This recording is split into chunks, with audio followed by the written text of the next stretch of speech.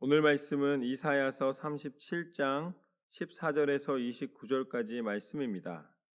내가 태초부터 행하였느니라 라는 제목으로 함께 나누겠습니다. 오늘 말씀에서 유다의 왕은 히스기야입니다. 그리고 아수르가 유다를 침공하는 가운데 있습니다. 둘이 싸우는 것이죠. 그런데 아수르가 굉장히 강대한 군사력을 가지고 있었기 때문에 아수르의 위협 속에서 히스기야는 두려워하게 됩니다. 그렇지만 이사야 선지자를 통해서 하나님께서 계획하신 일을 나타내시고 또한 히스기야 왕이 왕으로서 취해야 되는 하나님의 백성 가운데 이끄는 리더로서 하나님의 예비하심이 무엇인가를 보여주시는 장면입니다. 14절 말씀을 보면 이렇습니다. 히스기야가 그 사자들의 손에서 글을 받아보고 여호와의 전에 올라가서 그 글을 여호와 앞에 펴놓고 여호와께 기도하여 이르되 그룹 사이에 계신 이스라엘 하나님 만군의 여호와여 주는 천하 만국의 유일하신 하나님이시라. 주께서 천지를 만드셨나이다. 여호와여 귀를 기울여 들으시옵소서. 여호와여 눈을 뜨고 보시옵소서. 사내립이 사람을 보내어 살아계시는 하나님을 회방한 이 모든 말을 들으시옵소서. 히스기야가 이제 아수르 왕이었던 사내립이 보낸 위협의 편지를 보고 두렵고 떨렸습니다. 그렇지만 그 두려움과 떨림으로 근심과 걱정으로 끝내지 아니하고 거기서부터 기도를 시작합니다. 유다의 많은 왕 중에서 하나님이 히스기야를 기억해 주시고 또한 히스기야의 기도를 들으신 줄로 믿습니다. 왜냐하면 히스기야는 위기 속에서도 기도한 사람이기 때문에 그렇습니다. 하나님을 의지했기 때문입니다. 왕이 교만함으로 내가 무언가를 해결하겠다라고 나아가는 것으로 끝낸 것이 아니라 먼저 하나님 앞에 기도할 때에 그 위기를 벗어나게 하는 모든 힘과 지혜가 하나님의 손에 있음을 인정해 드릴 때에 거기서부터 응답은 시작됩니다. 계속해서 기도는 이렇습니다.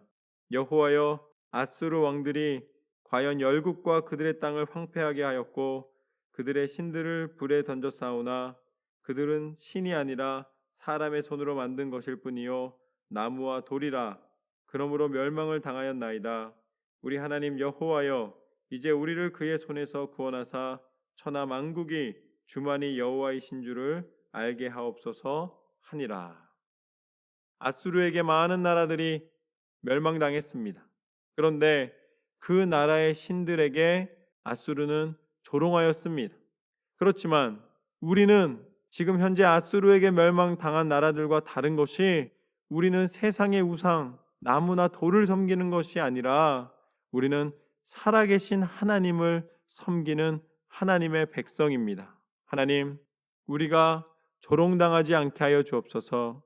우리가 하나님의 뜻 가운데서 다시 한번 세움을 입게 하여 주시옵소서. 그리하여 살아계신 하나님을 선포케 하여 주옵소서. 이것이 바로 히스기야의 기도입니다. 많은 분들이 히스기야의 기도 그러면은 15년 생명을 연장해 달라는 기도만 기억하시는데 히스기야의 기도 중에 하나님이 기억하시는 기도는 바로 이것입니다. 하나님, 세상의 신이 아닌 오직 하나님만이 한 분 하나님이십니다. 하나님만이 영광받기에 합당하신 하나님이십니다. 위기 속에서도 그것을 이기게 하시는 하나님을 믿음으로 선포한 이 선포가 바로 히스기야의 기도입니다. 그래서 히스기야에게 하나님은 친히 임하여 주셨습니다. 21절 말씀을 또 보면 아모스의 아들 이사야가 사람을 보내어 히스기야에게 이르되 이스라엘의 하나님 여호와께서 말씀하시되 내가 아수르의 산헤립 왕의 일로 내게 기도하였도다 하시고 여호와께서 그에 대하여 이같이 이르시되 처녀딸 시온이 너를 멸시하며 조소하였고 딸 예루살렘이 너를 향하여 머리를 흔들었느니라. 내가 회방하며 능욕한 것은 누구에게냐? 내가 소리를 높이며 눈을 높이 들어 향한 것은 누구에게냐? 곧 이스라엘의 거룩하신 이에게니라. 내가 내 종을 통하여 주를 회방하여 이르기를 내가 나의 허다한 병거를 거느리고 산들의 꼭대기에 올라가며 레바논의 깊은 곳에 이르렀으니 높은 백양목과 아름다운 향나무를 베고 또 그 제일 높은 곳에 들어가 살찐 땅의 수풀에 이를 것이며 내가 우물을 파서 물을 마셨으니 내 발바닥으로 애굽의 모든 하수를 말리리라 하였도다. 하나님 뭐라고 말씀하시는가? 아수르가 아무리 자신의 강함을 드러내고 자랑한다 할지라도 그것을 주관하시고 허락하시고 인도하시는 분은 하나님뿐이신 줄로 믿습니다. 하나님이 행하지 않으시면 불가능한 거예요. 사실 하나님이 허락해 주셔서 그것을 누리고 있는 것인데 그것을 깨닫지도 못하고 감사는커녕 오히려 자신의 교만과 자랑으로 가득 채울 때에 하나님은 이제는 그것을 다시 가져오시겠다 말씀하십니다.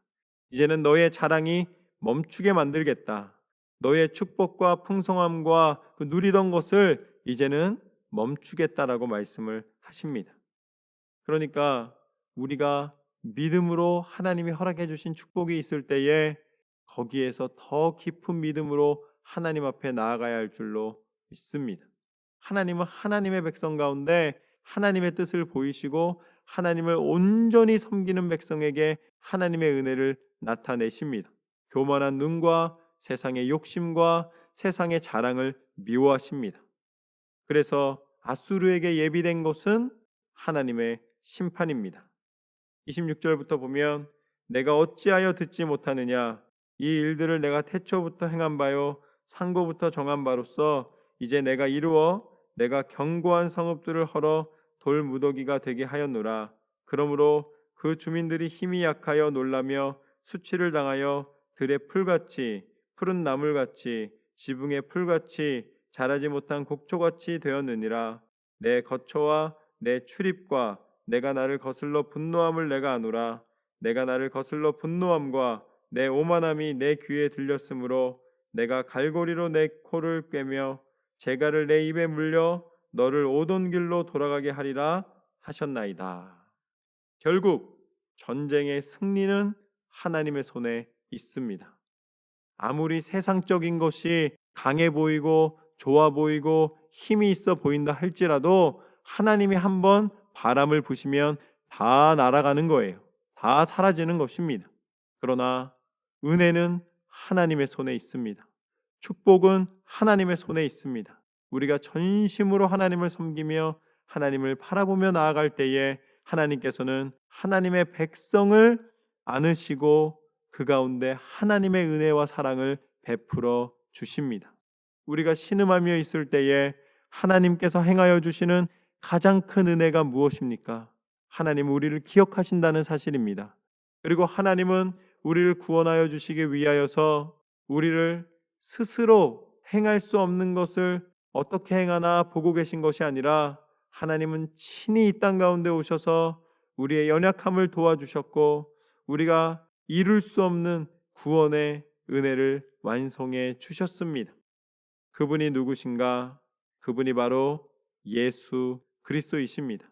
예수님께서 이 땅 가운데 오셔서 우리에 대한 사랑을 확증하셨고 이 땅의 높은 것으로 부끄럽게 만드셨고 이 땅의 자랑들을 사라지게 만드셨으며 오직 십자가의 능력을 통하여 그 십자가 위에서 흘리신 보혈의 능력을 통하여 우리의 모든 죄를 사하여 주시고 우리 가운데 생명의 능력으로 함께해 주신 줄로 믿습니다. 하나님은 사랑이십니다. 그래서 하나님을 찾는 자에게 응답하시며 하나님을 찾는 자에게 만나주시며 하나님의 그 은혜 가운데 우리는 호흡하며 살아갈 수 있게 하시는 줄로 믿습니다.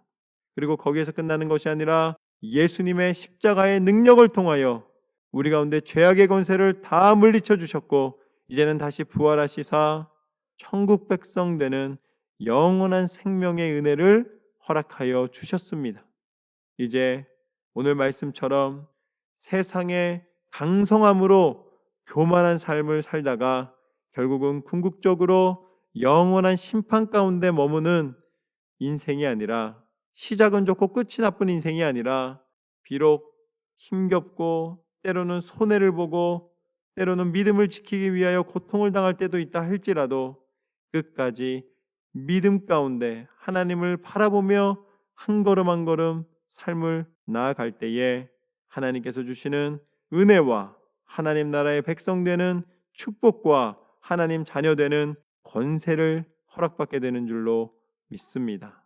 놀라운 은혜와 풍성한 사랑 가운데 거하는 우리는 하나님의 사람입니다. 오늘 말씀을 통하여 역사하여 주신 것처럼 하나님을 바라보며 날마다 승리하시는 저와 여러분의 삶이 되시기를 주님의 이름으로 축원합니다. 하나님은 우리를 사랑하시고 끝까지 인도해 주시기를 원하십니다. 그 은혜 가운데 기쁨이 충만한 하루가 되시기를 주님의 이름으로 축원합니다.